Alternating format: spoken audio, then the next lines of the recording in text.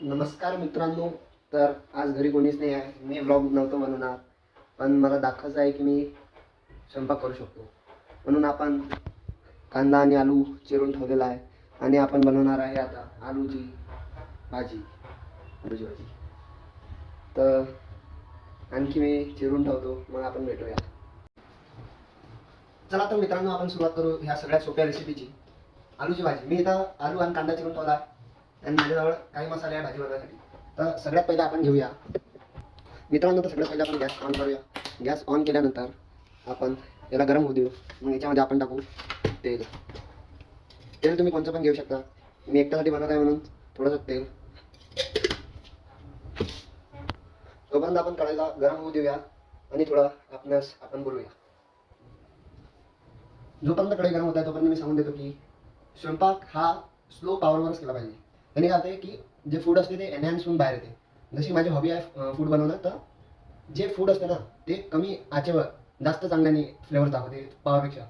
म्हणून आता आपण याच्यात टाकूया कांदा. मित्रांनो, इथे तेल गरम झालेलं आहे म्हणून आपण याच्यामध्ये टाकू पहिले जिरा. जिराला थोडा तडका देऊया. मग त्याच्यानंतर आपण टाकूया याच्यामध्ये कांदा.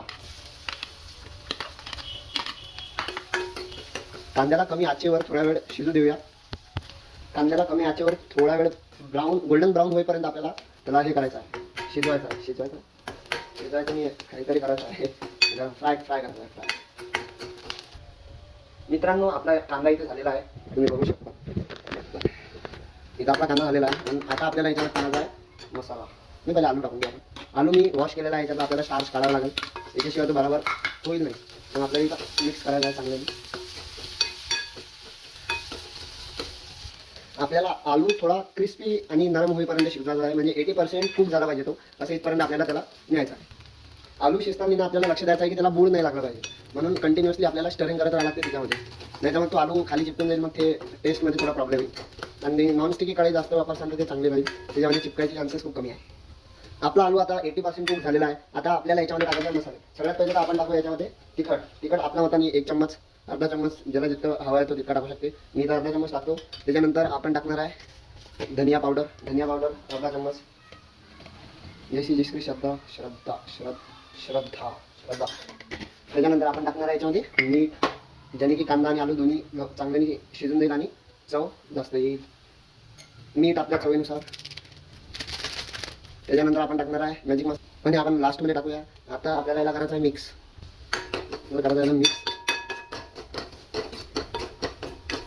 आणि हे सगळं आपल्याला कमी पावरवरच करायचं आहे. त्याच्यामुळे आलू चांगल्याने शिजणार, मसाला जो आहे तो पण चांगल्याने शिजून आलूला चिपकेल.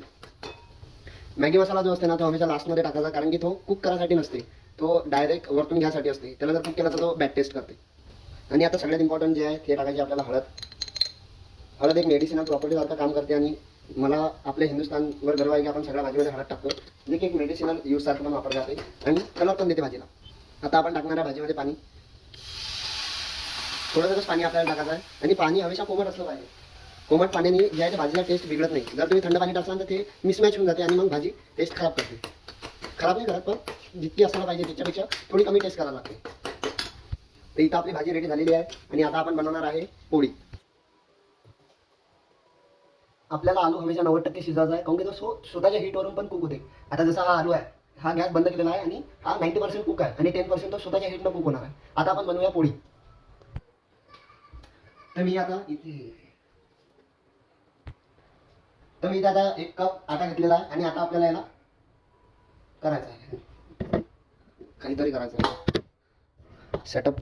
आट्या गुंड्यामध्ये सगळ्यात पहिली प्रोसेस असते आपले हात धुवायचे.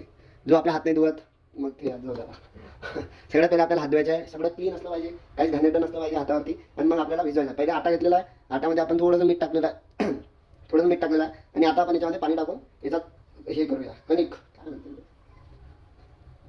उंडा बनवूया उंडा.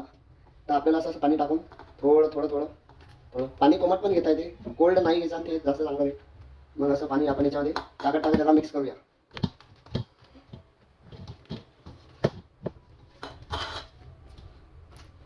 मला कुकिंगमध्ये जास्त काही नाही येत, फक्त 10-20 भाज्या बनवता येते. पोळी, पराठे, सगळे टाईपचे पराठे बनवता येते. फक्त बिर्याणी नाही बनवता येत. बिर्याणी मला शिकायला लागेल. मी जाऊ दे, आता कॉन्ट्रोवर्सी होऊन जाईल. माझे जे फ्रेंड्स आहे त्यांना पण म्हणजे मुलींमध्ये त्यांना पण कुकिंगमध्ये जास्त काही येत नाही. ते म्हणतात मॅगी बनवता येते म्हणतात. मॅगी तर बनलेलीच असते अर्धी, आपल्याला फक्त पाण्यात टाकायची असते. बनवायचं असेल तर असं मोठं जेवण. आणि सगळ्यात मोठी गोष्ट जी आहे की रिस्पेक्ट युअर मॉम. की आई आई सकाळी उठून आपल्यासाठी स्वयंपाक करते, इतक्या सकाळी उठून भाजी करते, पोळी करते.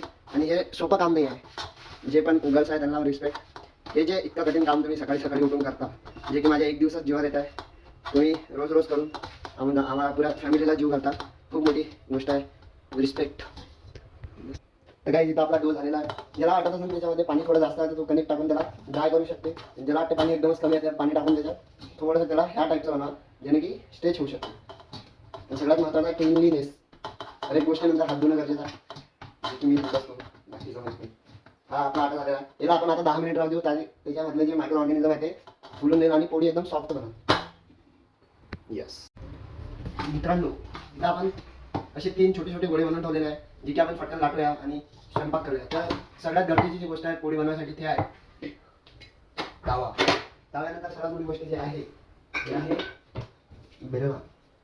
मग आपण चालू करूया गॅस. गॅस चालू केलेला आहे मित्रांनो. प्रत्येक डबल गोष्ट क्लिनलीनेस महत्त्वाची आहे. जितका स्वच्छ राहील तेवढे जास्त चव जास्त येईल. मग आपण घेऊया गोळा. ह्या गोळा याचा आपल्याला याच्यावर थोडी कणिक टाकायची आहे. आणि कणिक टाकल्यानंतर हा जो गोळा आहे हा त्याच्यावर असा भिजवायचा कणिकमध्ये. पुन्हा थोडंसं हाताने स्ट्रेच करायचा, ज्याने की पोळी कोणत्या पण शेपची आली चालते.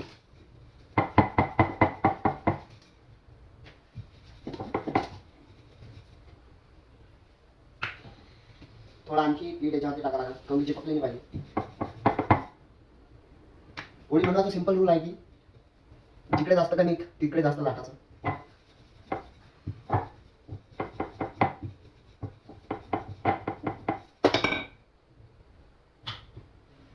हे बनली आपली पोळी. 2 मिनिटमध्ये पोळी तयार. आपण याला लावूया थोडंसं तेल. तेल लावून जाऊ कसं होतं बनवायला शांती भेटते. तव्यावर आपण टाकलं तेल. मग आपण लावायचं ब्रश ना आपण तव्यावर फिरवलं दिसत राहिलं. हां फिरवलं. मग आपण ही घेतली पोळी टाकली गॅसवर. आता मी देतो टाइम लॅप्स 2 पोळी बनवायचा फटाफट.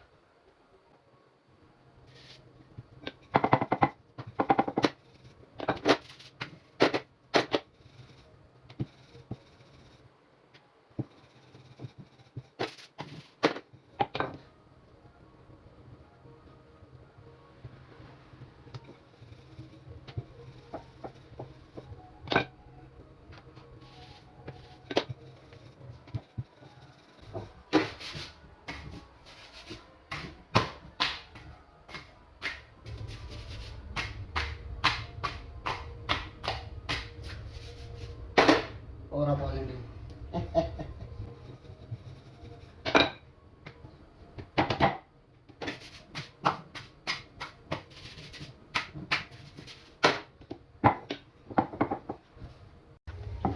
तर मित्रांनो, इथं आपली पोळी एकदम छान बनलेली आहे आणि इथं भाजी आपली बनलेली आहे. आता फक्त टाईम आहे प्लेटिंगची. तर हे झालेली आहे आपली प्लेटिंग. आणि आजच्या या ब्लॉगमध्ये इतकंच. Thank you so much for watching. Bye. पण स्वच्छता ठेवणं गरजेचं आहे स्वयंपाक करताना. बाकी तर तुम्ही टाईमपास करू शकता.